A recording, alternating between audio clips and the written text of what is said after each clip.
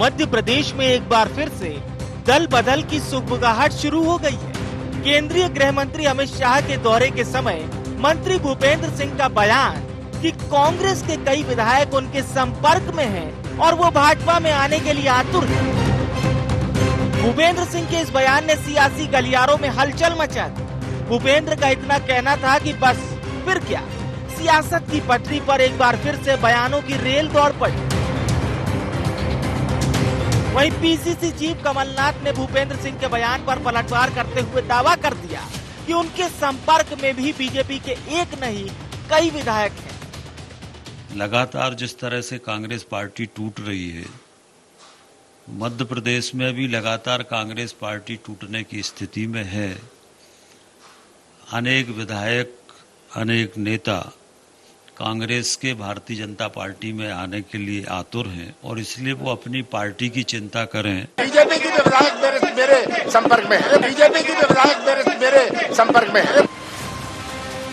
मध्य प्रदेश की सियासत में ऑपरेशन लोटस 2 को लेकर चर्चा का बाजार गर्म है, तो कांग्रेस अपनी कमजोर कड़ियां खोजने में लगी। वहीं बीजेपी कमलनाथ के दावे को बहुत हल्के में ले रही है।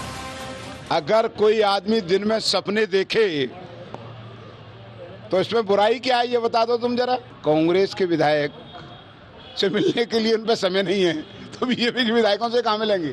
कि सपने देखना, हसीन सपने देखना, मुंगेरी लाल के सपने देखना, इसके लिए किसी ने रोका है क्या? मध्य प्रदेश में विधानसभा चुनाव होने में 1 साल से ज्यादा का वक्त शेष है। ऐसे में नेताओं के दावों में कितना दम है और कौन किसके संपर्क में है, ये तो वक्त ही बताएगा। Bureau report, IND 24।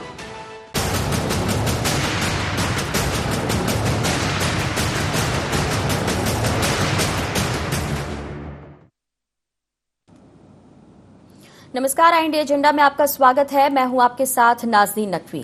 कौन किसके संपर्क में है, एक बार फिर से ये सवाल मध्य प्रदेश की सियासत में सुनाई दे रहा है। लेकिन क्या इन सवालों के वाकई जवाब भी मिलेंगे और क्या वो जवाब आने वाले चुनाव के पहले देखने और सुनने को मिल जाएंगे? क्योंकि अगर ऐसा होता है तो एक बार फिर से सियासत में एक नया फेरबदल देखने को मिल सकता है। तो किस तरीके से इस राजनीति के बिसात में इस नई चाल को चला गया है, क्या वाकई इसके पीछे कोई सच्चाई है या सिर्फ शगुफा है, समझने की कोशिश करेंगे। लेकिन पहले नजर एजेंडा पॉइंट्स पर। क्या फिर दल बदल की पटरी पर दौड़ेगी प्रदेश की सियासत?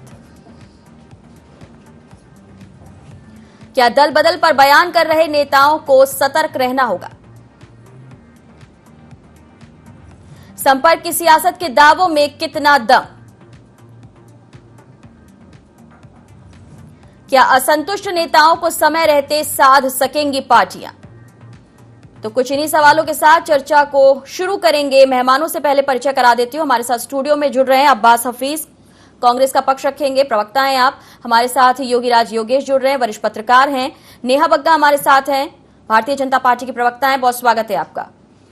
शुरुआत करना चाहेंगे आज हम चर्चा की, क्योंकि ये विषय ऐसा है कि बार बार इस तरीके की बात सामने आती है। लेकिन समझना ये होगा कि क्या ये सिर्फ सियासत को गरमाने के लिए है, क्या मूल मुद्दों से ध्यान भटकाने के लिए है, या वाकई राजनेता सिर्फ फायदे के लिए अब सियासत कर रहे हैं? तो योगेश जी, आपको क्या लगता है कि सिर्फ राजनीति जो है अब सिर्फ लाभ लेने का जरिया रह गई है? नहीं, राजनीति तो हमेशा से लाभ लेने का जरिया है, लेकिन उसको सेवा के रूप में आप कैसा तब्दील करते हैं ये आपकी कार्यकुशलता, आपकी इंटेलिजेंसी पर डिपेंड करता है। और राजनीति लाभ लेने का जरिया होना ही नहीं चाहिए। ये तो सेवा का एक प्रकल्प है, सेवा का एक माध्यम, तो उसी वे में इसको लेना चाहिए। जहाँ तक अभी ये जो बड़ी चर्चाएं चल रही थी कि इतने विधायक हमारे संपर्क में और उतने विधायक हमारे संपर्क में, ये हमने कई दिनों से सुन रहे हैं। पिछले चुनाव में तो बहुत बड़े ज़बरदस्त तरीके से हुआ और कमलनाथ जी कह रहे थे पिछली बार भी कि हमारे साथ 20 से 22 विधायक हमारे संपर्क में हैं, और वो 20-22 विधायक कब उनके टूट के चले गए उनको पता ही नहीं पड़ा पाया। एक अलग ही सिंधिया पूरा खेमा ही उनसे टूट के चला गया, तो उनको अपनी पार्टी का ही पता नहीं था कि ये कहाँ जाने वाले हैं। अभी फिर उन्होंने एक बयान दिया था कुछ 4-5 दिन पहले कि कांग्रेस के करीब 20-22 विधायकों का टिकट खतरे में है या उनका परफॉर्मेंस ठीक नहीं है। और उसके तुरंत बाद फिर भूपेंद्र सिंह जी का स्टेटमेंट आया कि कांग्रेस के 20-22 विधायक हमारे संपर्क में। मेरा सिर्फ इसमें इतना ही कहना है कि भाजपा के विधायक कांग्रेस के संपर्क में है, कांग्रेस के विधायक भाजपा के संपर्क में है। जमाना और समय यह कहता है कि जनता के संपर्क में कौन है। बिल्कुल बिल्कुल सही कहा आपने। और जनता के संपर्क में किसे रहना चाहिए। तो ये एक दूसरे से के संपर्क में रहने के बजाय यदि जनता के संपर्क में आप रहेंगे तो आपका लाभ होगा, क्योंकि अब चुनाव का मोड में दोनों पार्टी आ गई हैं, इसलिए दोनों एक दूसरे पर इस तरह के बात चर्चा चल रही है। बिल्कुल ठीक कहा आपने कि जनता के संपर्क में रहना ज्यादा जरूरी है, और भारतीय जनता पार्टी दिख रही है कि वो जनता के संपर्क में है, कभी योजनाओं की बात करके, कभी आयोजन करके, और वहीं कांग्रेस भी कह रही है कि वो महंगाई और दूसरे मुद्दों के बहाने जनता के पास पहुंच रही है। लेकिन एक और बात नेहा जी, क्या ये टाइमिंग का खेल है कि सही वक्त पर सही चाल चल दी जाए तो आपकी जीत जो है ज्यादा पक्की हो जाती है? जब कमलनाथ जी कहते हैं कि रिपोर्ट कार्ड ठीक नहीं आ रहा, उसके बाद भूपेंद्र जी कहते हैं कि हमारे संपर्क में विधायक हैं, तो इसमें सच्चाई कितनी है कि आने वाले वक्त में ऐसा कुछ देखने को मिलेगा जो पहले भी मध्य प्रदेश ने देखा है? नाजनी जी, देखिए, मैं योगेश जी की बात से 100% सहमत हूं। भारतीय जनता पार्टी का कार्यकर्ता और जो भारतीय जनता पार्टी है वो हर समय जो है जनता के बीच में रहती है और जनता से संपर्क में रहती है। आप जानती हैं कि एक के बाद एक अभियान और बूथ तक सशक्तिकरण का कार्यक्रम जो है भारतीय जनता पार्टी सतत रूप से करती रहती है। पर कांग्रेस पार्टी के नेता जब कहते हैं कि हमसे संपर्क में भारतीय जनता पार्टी के विधायक हैं, तो ये कांग्रेस पार्टी के कार्यकर्ताओं के लिए सिर्फ एक बूस्टर डोज हो सकता है, और वो भी वर्चुअल, क्योंकि इसको कोई भी मानने के लिए कभी भी तैयार नहीं होगा। कांग्रेस आज के समय में वो जहाज है जिसमें जो छोटे छोटे नौके हैं वो भी डूबने के डर से निकल निकल के भाग रहे हैं, और ये व्यवस्था जो है कांग्रेस की खुद की बनाई हुई है। आप देखिए, कांग्रेस पार्टी जितने भी अभियान चलाती है, जनता के बीच में पहुंचने से पहले ही वो ट्विटर पर शुरू होते हैं और कमलनाथ जी के ड्राइंग रूम पर जाकर खत्म हो जाते हैं। 15 महीने की कमलनाथ जी की सरकार रही तो वो कभी वल्लभ भवन से बाहर नहीं निकले। किसानों के लिए ओला पड़ा, पाला पड़ा, अतिवृष्टि हो गई, कभी बाहर झांक कर नहीं देखा। और उपचुनाव में भी 28 आपने देखा होगा, सागर के पास एक कॉन्स्टिट्यूएंसी में गए तो कहते हैं कि मैं 2 साल के बाद आया हूं, ग्वालियर पहुंचे तो कहते हैं कि मैं 15 महीने के बाद आया हूं, और इस प्रकार के तमाम सारे उदाहरण हैं, चाहे इंदौर हो। अभी आप देखिए, घर घर चलो अभियान चलाया था कमलनाथ जी ने, खुद उनके कार्यकर्ताओं ने उन्हें निकलने नहीं दिया। जूतम पैजार की स्थिति बन गई। ग्वालियर की जो इनकी जिला अध्यक्ष थी वो छोड़कर चली गई। महिला कांग्रेस की जो अध्यक्ष है उनका क्या परिस्थिति हुई है हम सब जानते हैं। जिस प्रकार के बयान आ रहे हैं, 4 उपचुनाव में अरुण यादव जी ने कह दिया फसल वो बोते हैं, काट के कोई ले जाता है। जो नेता प्रतिपक्ष पूर्व में रहे कांग्रेस पार्टी की तरफ से, अजय सिंह राहुल भैया कह रहे हैं कि मुझे अगर कमलनाथ जी प्रदेश अध्यक्ष कोई पद दे दें तो मैं भी कार्य करना चाहता हूं। ठीक है, यानी आप ये कह रहे हैं कि कमलनाथ जी ने जो बयान दिया है कि विधायक आपके भी संपर्क में है, ऐसा नहीं हो सकता है? नहीं, देखिए, बहुत स्पष्ट है कि कांग्रेस पार्टी के विधायक तो हमारे संपर्क में हो सकते हैं, क्योंकि वे जानते हैं कि भविष्य अगर किसी का है तो भारतीय जनता पार्टी का है।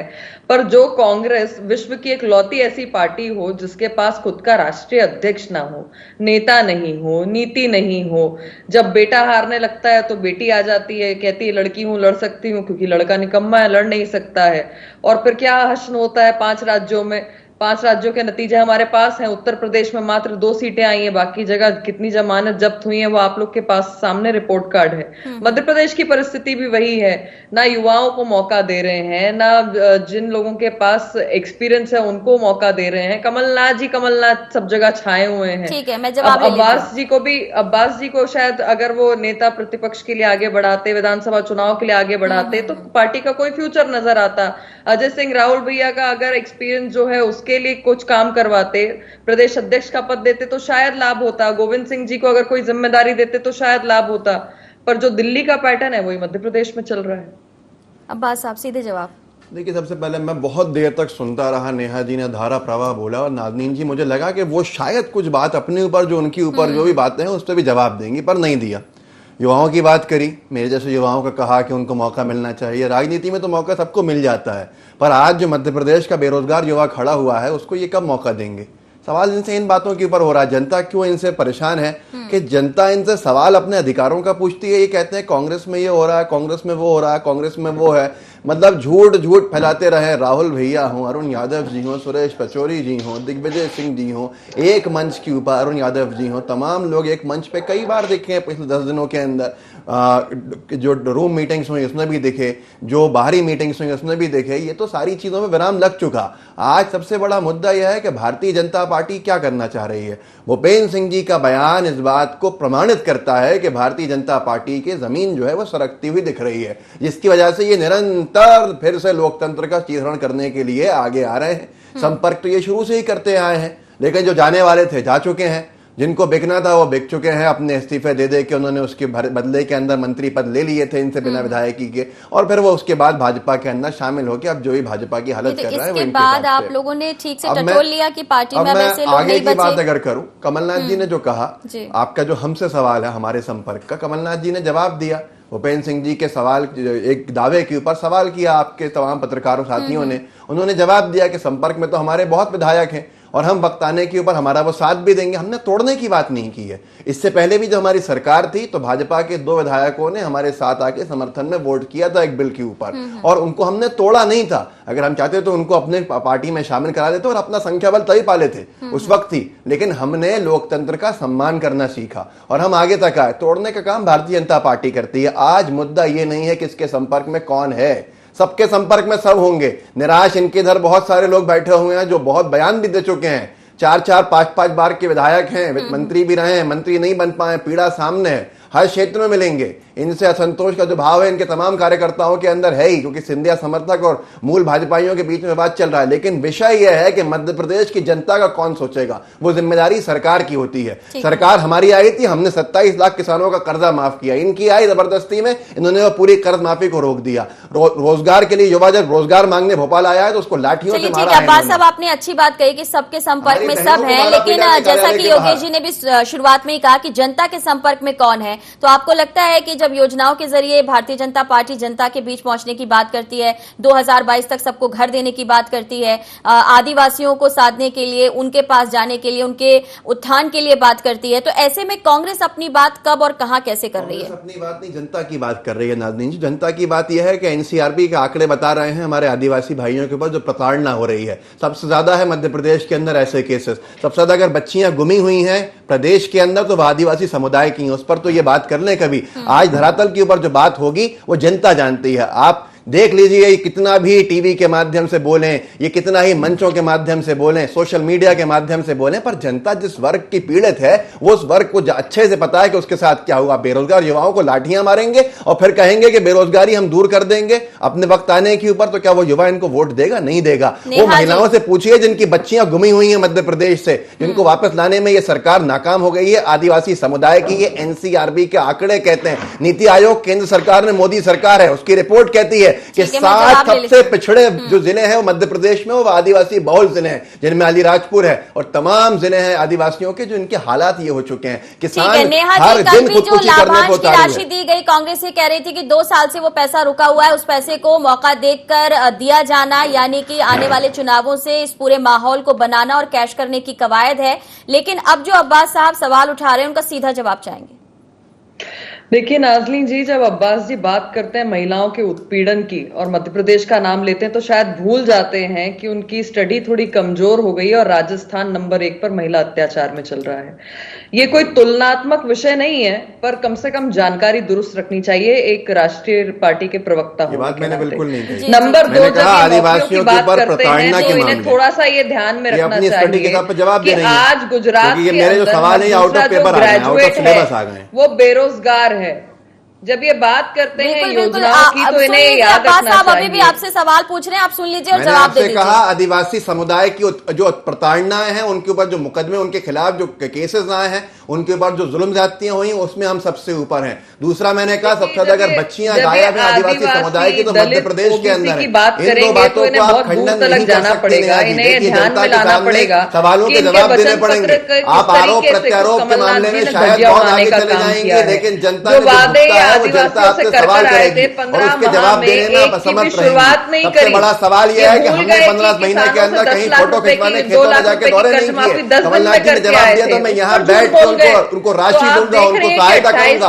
आपके मालूम है आपने इस बार जो ओला पाले की राशि दी है पिछले साल की और इस बार की अभी तक नहीं दी आपने। आप इस बात की ऊपर खंडन कर देंगे कि जब युवा बेरोजगार यहाँ वोट मांग यहाँ पर अपने रोजगार मांगने के लिए आया, लाल परेड पे आपके प्रशासन ने उसको लाठियां बरसा के धमके मारा, तो क्या आप उसका खंडन करेंगे? ये तमाम चीजें हैं जो एक बड़ा विषय है जिन पे आपको जवाब देना पड़ेगा। नेहा जी, जनता सवाल कर रही है कि रोजगार कहाँ है, जनता सवाल कर रही है कि पेट्रोल डीजल के आसमान छूते कीमतें जो है उन पे लगाम कब लगेगी। जनता सवाल कर रही है कि राजस्थान तुलना छोड़िए, छत्तीसगढ़ तुलना छोड़िए, हमारे हालात की बात कीजिए। चलिए एक एक करके बात कर लेते हैं, एक एक करके बात कर लेते हैं और जवाबों का जो सिलसिला है वो एक एक करके ले लेते हैं। नेहा जी देखिए, कुछ सवाल हैं जिनके जवाब आने चाहिए क्योंकि अब आप सरकार में हैं। 15 महीने का कार्यकाल जिसमें आप भ्रष्टाचार की बात कर रही हैं, जिसमें आप कांग्रेस पर तमाम बातें पूछ रही हैं, सवाल खड़े कर रही हैं, उसका जवाब जनता ने दिया। आपने खुद कहा कि जब उपचुनाव हुए तब भी कांग्रेस को जवाब मिला, लेकिन क्या आने वाले चुनावों के पहले इस तरीके की बात होना क्या सिर्फ वाकई संपर्क में होना मात्र है या फिर आगे मध्य प्रदेश की सियासत में कुछ उथल पुथल भी दिख सकती है? और साथ ही साथ जनता की जब बात आती है, जब कांग्रेस सवाल पूछती है तो मुद्दों पर क्या सरकार जवाब देगी, चाहे वो महंगाई से जुड़ा हो या बेरोजगारी से? देखिए, कांग्रेस सवाल पूछती कहाँ है? ड्राइंग रूम में और ट्विटर में। हम तो चाहते हैं कि विपक्षी होने के नाते इन्हें धरातल पर उतरना चाहिए, जनता से जुड़ना चाहिए, पर ये ट्विटर से ज्यादा तो कहीं दिखते नहीं है। पूछे राहुल गांधी कहाँ है? अभी फिर विदेश चले गए 3 दिन पहले। आपको जानकारी मैं दे दूं तो जो लोग पॉलिटिकल टूरिज्म करते हों, जिन लोगों के लिए दंगे भड़काना जो है वो प्रायोरिटी पर हो, जिन लोगों के लिए जनता नहीं पर धार्मिक उत्माद जो है वो प्रायोरिटी पर हो, जो लोग वर्गों को बांटने का काम करते हो, उनकी राजनीति सिर्फ ट्विटर और ड्राइंग रूम पर चल सकती है। पर भारतीय जनता पार्टी क्या कर रही है? सबका साथ सबका विकास। 29 लाख लोगों को ऐसे परिवार हैं जिनको आवास उपलब्ध कराए गए हैं। अगर प्रधानमंत्री जी ने कोरोना पैंडेमिक के समय किसानों को सम्मान निधि देने का कार्य किया है तो साथ में 4,000 रुपए शिवराज जी ने उसमें जोड़ दिया है। चाहे वृद्धों को पेंशन के माध्यम से, चाहे छात्रवृत्ति का हो, सबको डीबीटी के माध्यम से पैसा जा रहा है। आप इनकी सरकारों को याद करिए ना, आप ऊपर आसमान से लेकर धरती तक देखेंगी तो जब जब इनकी सरकारें आती हैं सिर्फ भ्रष्टाचार में लिप्त रहती हैं। और ये भारतीय जनता पार्टी, या मैं नहीं कह रही हूं, खुद इनके मंत्री उमंग सिंगार इस बात को कहते थे कि शराब माफिया, रेत माफिया, खनन माफिया सब पनप रहे कमलनाथ जी और दिग्विजय सिंह जी के शहर पर। ये सारी बातें जो हैं ये कांग्रेस पार्टी ने प्रमाण सहित हमेशा प्रूफ करके दिखाई हैं। कांग्रेस पार्टी कहती थी कि भाई इंदिरा आवास योजना चलाते थे। जब जब मैं इनके प्रवक्ताओं से पूछती हूँ कि कम से कम आंकड़ा बताइए कितने आवास बना दिया आपने, अपने जिले का ही बता दीजिए, तो इनके पास कोई आंकड़ा नहीं होता। चलिए, शायद ये सारी योजनाओं में सिर्फ नाम देने के अलावा इन्होंने एक धरातल पर कभी कार्य नहीं किया है। गरीबी हटाओ, गरीबी हटाओ, इंदिरा जी से लगाकर आज ठीक है, हम ज्यादा इतिहास में नहीं जाते, अभी वर्तमान पे बात करते हैं। जवाब चाहेंगे आप? जो गरीबी हटाओ का दुष्प्रचार है, जब उस वक्त भारत के अंदर गरीबी का आंकड़ा 30% से कम जो होते 70% तक था और 30% लोग गरीबी रेखा से ऊपर थे। और जब हमने सरकार छोड़ी 2014 की तो 70 से 75% तक हम लेकर आ गए थे। तो ये सारे आंकड़ेबाजियों के अंदर जाएंगे तो वक्त जाया होगा। सुन लीजिए मेरी बात, मैं आपसे सवाल कर रहा हूं और मेरा सवाल जवाब दीजिएगा आप सीधा कि आप प्रधानमंत्री आवास योजना, सुनिए ना, प्रधानमंत्री आवास योजना बोलती रहेंगी, इनके पास कुछ मुद्दे नहीं है, इनके पास कुछ है ही नहीं बोलने को। ये कह रही है कि हम सड़क पे नहीं आते। हम जब सड़क पे आए हैं राजभवन का घेराव करने तो हमको जो पकड़ के मारा गया है पिछले साल, तो ये आप खुद पूछ सकती हैं योगीराज जी से कि कितना हमें आंसू गैस से और कितना लाठीचार्ज से हमारे बीच में आज नहीं रही। हमारी बड़ी बहन मांडवी चौहान जी महिला कांग्रेस की अध्यक्ष हुआ करती थी, उनको जमीन पर लेटा के पुलिस ने लाठीचार्ज किया था और मैं उस वक्त वहां मौजूद था। हम लोगों की आंखों में आंसू गैस के गोले थे। तो ये सारे अत्याचार भी हमने आपके देखे जब हम सड़क पर आए और अभी भी आएंगे और आपकी लाठियां खाएंगे। लिंक रोड के ऊपर हमने जब घेराव, मुख्यमंत्री के निवास का घेराव करने जा रहे थे तो पुलिस से आपने बैरिकेडिंग करवा के वो वोट का दिन ऐसा चलाया था कि पता नहीं चला था कब प्रश्न हमारे मुंह से निकले थे और कब हमें लाठियां पड़ रही थी। अब मैं आपसे पूछूंगा कि आप प्रधानमंत्री आवास योजना के अंदर कितने पैसे दे रही है? प्रधानमंत्री आवास योजना में कितने पैसे देती है आपकी सरकार? क्या उतने पैसे में आज मकान बन सकता है जो मनमोहन सिंह जी पैसे देते थे। चलिए मैं थोड़ा योगेश जी का रुख करना चाहूंगी अब्बास साहब, वो मनमोहन जी की सरकार, मैं थोड़ा योगेश जी का रुख करना चाहूंगी। योगेश जी ठीक है, योगेश जी कुछ सवाल जो है हर बार चर्चा में बहुत ही कॉमन हो जाते हैं। एक तो बीजेपी का ये पूछना कि इंदिरा आवास में कितने घर बने वो आंकड़े दे दीजिए, और वहीं कांग्रेस का ये सवाल कि इस महंगाई में जो पैसा अभी दिया जा रहा है क्या उसमें मुमकिन है कि एक आवास बन जाए। दूसरा ये कि भारतीय जनता पार्टी जब राहुल गांधी को नकारती है तो फिर कमलनाथ जी की मौजूदगी में मध्य प्रदेश में उनके नेतृत्व के अलावा राहुल जी सवाल करें, ऐसा क्यों चाहती है? क्या आपको लगता है कि जो कमजोर कड़ी है उस पर भाजपा अटैकिंग मोड में रहती है और कांग्रेस भी पूरी ताकत के साथ शायद खुलकर सामने नहीं आ पाती, क्योंकि कमलनाथ जी जिस तरीके से जवाब देते हैं वो बहुत ही छोटा होता है और शायद उतना जवाब काफी नहीं है अभी जनता को भी समझने के लिए या फिर भारतीय जनता पार्टी को जवाब देने के लिए? देखिए, जनता के बीच जवाब देने के मामले में भारतीय जनता पार्टी कांग्रेस से कई गुना आगे रहती है। ये उसकी अपनी स्टाइल हो सकती है, और ये कमलनाथ जी की भी अपनी एक स्टाइल है काम करने की कि वो ज्यादा एग्रेसिव मूड में नहीं रहते। और ये बात जरूर है कि बीजेपी बार बार उनकी जो कमजोर कड़ी है आलाकमान कांग्रेस का, चाहे राहुल गांधी, उन पर अटैक करती है और ये उनकी पॉलिसी का हिस्सा है। जब भी ऐसा होता है तो वो उनको थोड़े इजीली टारगेटेबल होते हैं, तो इसलिए वो बार बार उन पर टारगेट करती है। और अभी चर्चा चल रही थी लाठियों खाने की, तो लाठियां तो राजनीति में यदि आप आए हैं, कोई भी हो, चाहे भाजपा हो चाहे कांग्रेस हो, बिना लाठी खाए तो कोई नेता बनता नहीं है। और अब तो खैर वो लाठी का दौर कम हो गया। एक दौर ऐसा भी था कि लोग लाठी खा के ही नेता बनते थे और हर प्रदेश में लाठियां चलती थी। तो ये तो एक प्रसाद है राजनीति का, इसको ग्रहण करना चाहिए, इसमें कोई दिक्कत नहीं। लेकिन ये बात जरूर है कि बहुत लंबे समय से पब्लिक कहीं ना कहीं, मुझे ऐसा लग रहा है कि पीछे छूटती चली जा रही है। पब्लिक के इश्यूज पीछे छूटते चले जा रहे हैं। भाजपा को भी चाहिए इन सब के बीच एक कैंपेन चलाए, लगातार वो इस बारे में बात जरूर करती है। अभी मैंने देखा था मुख्यमंत्री तीर्थदर्शन जब रिलॉन्च हुई थी तो बड़े मुख्यमंत्री का बड़े भाव विह्वल होकर और मध्य प्रदेश की जनता ने उनका स्वागत भी किया था और कई माताओं ने उनको आशीर्वाद भी दिया था। तो ये जिस तरीके के जो कैंपेन चलते हैं वो कहीं ना कहीं लोग से कनेक्ट करते हैं। बिल्कुल ठीक है। अब्बास साहब, आपको नहीं लगता कि भले ही जिस तरीके से प्रचार प्रसार का जरिया बदल गया है, समय बदल गया है, आप वर्चुअली लोगों से बहुत ज्यादा जुड़ रहे हैं, आपने डिजिटल सदस्यता अभियान चलाया, लेकिन उसमें मिलने वाली सफलता को लेकर भी ये सामने आया कि कांग्रेस अपने लक्ष्य से पीछे रह गई। और ऐसे में जब भारतीय जनता पार्टी छोटे छोटे, जिसे आप इवेंट कहते हैं कि बार बार वो इवेंट करते हैं, लेकिन वो जनता के बीच किसी न किसी माध्यम से पहुंचते हैं, तो आपको लगता है कि वर्चुअली आप जितना जुड़ रहे हैं जनता से, उतना एक्चुअली भी जरूरत है कि आप जाएं, बात करें? देखिए, सबसे पहली बात है, एक होता है दुष्प्रचार और एक होता है सही बात। जो है, जो तथ्य हैं, हमने मध्य प्रदेश के अंदर, जो कि मैं सदस्य समिति का सदस्य रहा हूं, तो मुझे मालूम है कि उसमें हकीकत क्या है। उसका बात यह थी कि हमने जो डिजिटल मेंबरशिप थी वो बहुत आखिरी में मध्य प्रदेश में खोली थी, और हम शुरू से मध्य प्रदेश में कोई ग्रामीण अंचल रहा था और यहाँ समझाना थोड़ा मुश्किल था बहुत सी चीजों को, तो टेक्निकल इश्यूज थे जिसके लिए वर्कशॉप चाहिए थी। तो हमने पेपर मेंबरशिप पर ज्यादा जोर दिया था। हमारी पेपर मेंबरशिप अपने आंकड़े तक पहुंची है और हमारी डिजिटल मेंबरशिप का जो आंकड़ा है वो कम रहा होगा, लेकिन ओवरऑल मेंबरशिप हमारी अलग है। अब यहाँ पर अगर दुष्प्रचार की बात हो तो हम सोशल मीडिया पर इनसे बहुत ज्यादा मजबूती से अपने आप को रख रहे हैं, और ये तो इनके खुद के प्रभारी मुरलीधर राव जी ने भी आके कहा कि हम सोशल मीडिया पे इनसे आगे हैं। तो हमारा जो वर्चुअल जो है वो बहुत मजबूत है। सड़क के ऊपर भी आपको कांग्रेस दिखती है, मैं आंदोलन कर सकता हूं कितने सारे यहां पर है मौजूद है। ये 3 तो मैंने आपको मध्य प्रदेश की राजधानी भोपाल के बताया पिछले 1 साल में, जिनमें अति लाठियां और अति आंसू गैस के गोले चले, और हम मानते हैं इस चीज को शुरू से चलते हैं। लेकिन जो योगी राज जी ने कहा कि अब तो कम हो गया, मुझे लगता है कि बर्बरता हमारे ऊपर तो बढ़ी है,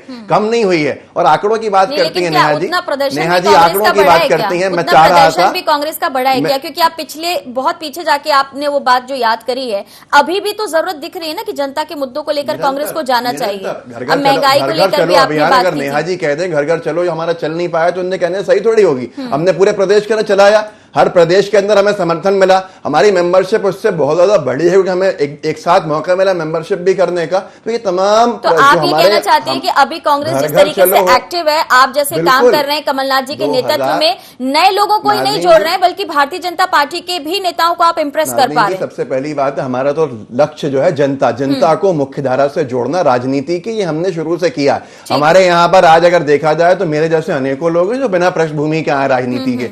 राहुल गांधी जी का एक सपना रहा कि बिना राजनीतिक पृष्ठभूमि के लोग भी मुख्य धारा से जुड़े, तो हम उन सबको जो हमसे प्रभावित हैं, हमें विचारधारा से उनको लेकर आए। आपके पास समय कम होगा इसलिए मैं अपनी एक बात पूरी करके खत्म करूंगा। मैं पढ़ने लिखने वालों के साथ रहता हूं, मुझे अच्छे से मालूम है जो नेहा जी ने पूछा कि क्या आंकड़े हैं, लेकिन आज उनको ना आप मानती हैं, क्योंकि आपके तो प्रधानमंत्री जी ही डिनाई कर देते हैं बहुत सी चीजों को। आरटीआई में गलत खुलासा हो जाता है। 2004 से लेके 13 तक हमने 25 लाख मकान इंदिरा आवास योजना के अंदर बनाए थे हर साल, लेकिन आज की तारीख में हमने आज जो आप पैसे दे रही हैं उस दौर में दिए थे, और आज जो पैसे हैं, लोहे का रेट बढ़ चुका है, मटेरियल का रेट बढ़ चुका है। इन तमाम चीजों की वजह से जो आवास योजना का जो हितग्राही है वो कर्जदार हो रहा है, और वो हमेशा हमेशा जो ब्याजी कर्जा है उसके ऊपर निर्भर हो जाएगा, जो एक चिंता का विषय है। नेहा जी, भारतीय जनता पार्टी आंकड़ों की बाजीगरी कर रही है, ये कहना है अब्बास साहब का। नहीं, अच्छा है। देखिए, आपके चैनल पे गूगल के माध्यम से अब्बास जी ने कम से कम सर्च कर लिया है, ये हम सब ने देखा अभी सर्च करने में कितना सुपर फास्ट उन्होंने काम किया, तो बधाई है, उनको भी याद रहेगा। स्क्रीनशॉट ले लेंगे तो आगे भी काम आएगा कि उन्हें याद रहेंगे आंकड़े की क्या किया। पर भारतीय जनता पार्टी पैसे दे रही है और जनता के बीच में रहकर चाहे आवास उपलब्ध कराना हो, चाहे आयुष्मान का 5 लाख रुपए तक का स्वास्थ्य का कार्ड बनवाना हो, चाहे उज्ज्वला हो, या फिर कल पैसे कितने दे रही है उन गरीबों को, इनकी सरकार पैसा कितना देती है, वो कर्जदार बनेंगे। ये बना के दिखा दो मुझे उतने पैसे के अंदर मकान, तो मैं अपना खुद का मकान भी दे दूं उनको, लेकिन ये उतने बड़ी बात कह रहे हैं नेहा जी, अब्बास साहब बड़ी बात कह रहे हैं कि जो पैसा दिया जा रहा है वो पैसा पूरा नहीं है, वो पैसा इतना नहीं है। उज्ज्वला की तहत, उज्ज्वला योजना के तहत सिलेंडर मिला, लेकिन उस सिलेंडर को रिफिल करने के लिए उन परिवारों के पास क्या राशि है? नेहा जी, कुछ बहुत इम्पोर्टेंट सवाल है ये, जिन पर जवाब अगर आप देंगी तो शायद कांग्रेस को आप संतुष्ट कर पाएंगी। देखिए, सबसे बड़ी बात यह है कि कांग्रेस तो अपने आप में ही असंतुष्ट है, ना वो अपनी नीतियों से संतुष्ट है, ना अपने नेताओं से संतुष्ट है। भारतीय जनता पार्टी अगर एक गरीब को आवास उपलब्ध करा रही है नाज़नीन जी, तो उससे बड़ा कुछ नहीं हो सकता। आपने जो 30 योजना की बात की, वो आज दूर कर पा रहे हैं कांग्रेस पार्टी ने। बहुत सारे सवाल जवाब हैं और एक दूसरे के साथ नेताओं का संपर्क भी है, लेकिन कौन जनता के संपर्क में है ये ज्यादा जरूरी हो जाता है। दोनों ही जो नेता हैं वो इस वक्त जनता की आवाज बने हुए हैं, जनता के लिए लड़ाई कर रहे हैं। सभी का बहुत शुक्रिया। तो जनता की आवाज बनकर दो नेताओं का ये जो बहस है ये कितना आगे जाएगा, और साथ ही साथ राजनीति में जो बयानबाजी हो रही है, संपर्क की जो राजनीति हो रही है, क्या वाकई आने वाले वक्त में कुछ उथल पुथल मध्य प्रदेश की सियासत में दिखेगी, इसका इंतजार रहेगा। और वरना इंतजार इसका कि जनता किसके संपर्क में आती है और आने वाले चुनाव में किसे अपना आशीर्वाद देती है। फिलहाल इतना ही, दीजिए इजाजत, नमस्कार।